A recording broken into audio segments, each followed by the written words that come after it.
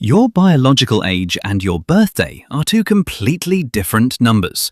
And for most people, those numbers are transported apart right now without any obvious warning sign. Researchers are measuring this gap using epigenetic clocks, tools that read your DNA to calculate how fast your cells are actually aging. And the habits pushing that number in the wrong direction are not the ones anyone warns you about.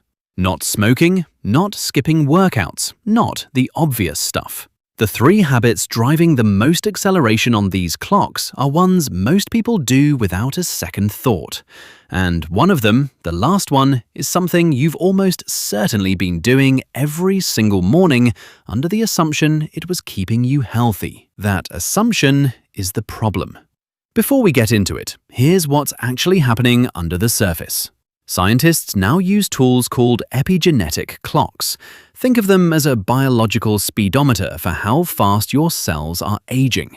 These clocks work by reading specific DNA methylation patterns that mirror the rate of cellular aging across your whole body.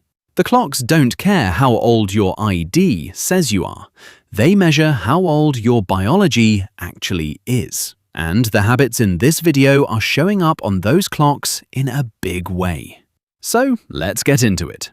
The second strongest habit on this list first, because it's the one that'll make the most sense once you understand the mechanism.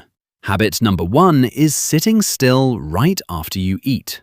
Not sitting in general, specifically sitting down and not moving for an hour or two after a meal. Most people do this without thinking. You eat lunch, you go back to your desk. You eat dinner, you sit on the couch. It feels like rest. Your body reads it completely differently. Cardiometabolic disease is increasingly being driven by near-continuous after-meal exposure to glucose and lipid surges that traditional fasting tests often miss.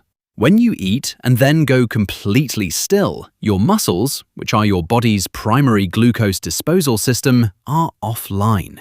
So that glucose just sits in your bloodstream longer than it should. Over time, that repeated exposure creates something called advanced glycation end products, or AGEs. These are essentially sugar molecules that bind to your proteins and tissues, cross-linking them, stiffening them, and accelerating the kind of structural breakdown you normally associate with getting old. Your skin, your blood vessels, your joints. All of it. Evidence shows that impaired insulin signaling, delayed clearance of dietary lipids, and loss of endothelial nitric oxide are among the key processes that amplify risk within hours after eating. The fix here is almost embarrassingly simple. You don't need to go to the gym after dinner. You just need to move. A 10-minute walk after a meal, or even breaking up sitting every 30 minutes with a few minutes on your feet, changes how your body handles that post-meal surge. Research using a randomized crossover design found that interrupting sitting with activity during a 5.5-hour period that included carbohydrate-rich meals produced meaningfully different glucose responses compared to prolonged uninterrupted sitting. That's a small change that your epigenetic clock will actually register over time. So keep that in mind as we move into habit 2, because this one is going to surprise you. Habit number 2 is using alcohol-based mouthwash every day. And I want to be specific here, because this isn't about mouthwash being dangerous in some dramatic way. It's about a mechanism that almost no one in the longevity space talks about. Your mouth is home to bacteria that do something critical for your cardiovascular system. They take nitrate from your food, from vegetables, leafy greens, beets, and convert it into nitrite, which your body then turns into nitric oxide. Nitric oxide is essential for maintaining normal cardiovascular function, and diminished nitric oxide bioavailability contributes to endothelial dysfunction, vascular stiffening, and impaired cardiac performance, all hallmarks of cardiovascular aging. Here's the problem. Regular use of mouthwash can disrupt nitrate reduction by oral bacteria and may affect systemic nitric oxide levels, which are important for inflammation and endothelial function. When volunteers used alcohol-containing mouthwash regularly, the good nitric oxide-producing bacteria were killed, which resulted in higher blood pressure. And regular use of over-the-counter mouthwash was associated with reduced systemic nitric oxide, raising concerns about its potential effects on inflammatory and endothelial biomarkers associated with cardiometabolic diseases. So you're rinsing twice a day, thinking you're protecting your health, and you're actually wiping out the bacteria your arteries depend on to stay young and flexible. If you want the breath freshness without the vascular cost, plain water rinsing or a non-alcohol formula is a straightforward swap. Your oral bacteria will recover, your nitric oxide pathway stays intact, and your blood vessels stay younger for longer. Now, here's the one I promised at the start.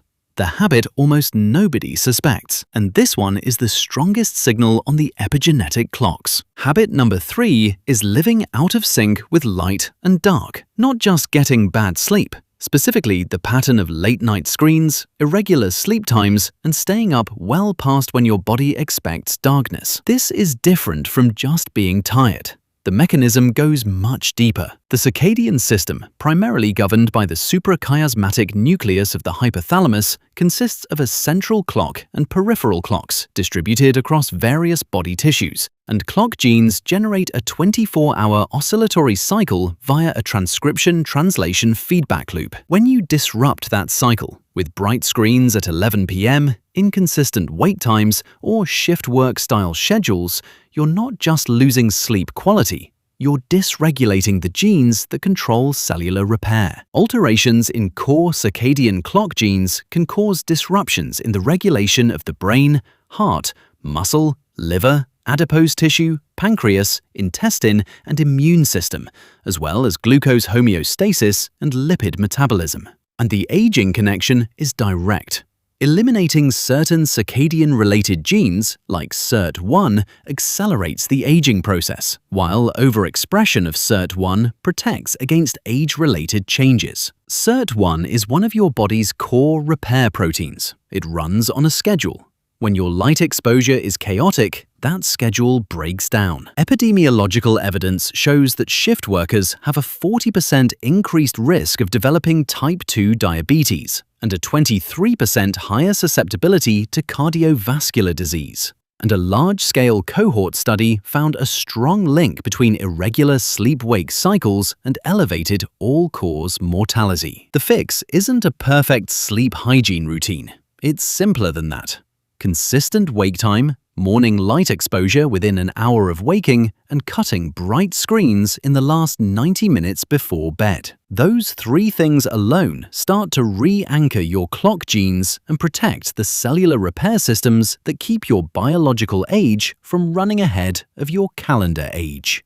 So let's land this. 3 habits that are quietly accelerating biological aging. And none of them are the obvious ones. Sitting still after meals drives glucose damage and tissue stiffening that shows up in your cells over time. Daily alcohol-based mouthwash wipes out the bacteria your blood vessels need to stay flexible. And living out of sync with the light-dark cycle disrupts the exact genes responsible for cellular repair and longevity. The good news is, all 3 of these are fixable this week. A short walk after dinner, a different mouthwash, a consistent wake time, and some morning sunlight. None of it is complicated.